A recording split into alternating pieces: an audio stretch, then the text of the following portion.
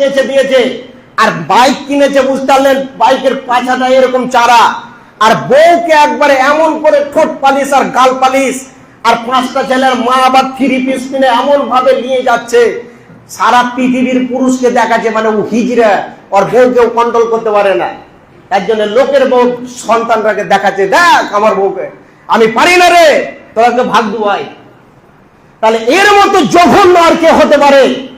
আজকে আমরা কত বড় ইমানদার, পাছায় যদি 2টা লাঠি পড়ে তখন বলবো বাপ রে বাঁচাও বাপ, একবার আল্লাহ মুখ থেকে বের হবে না।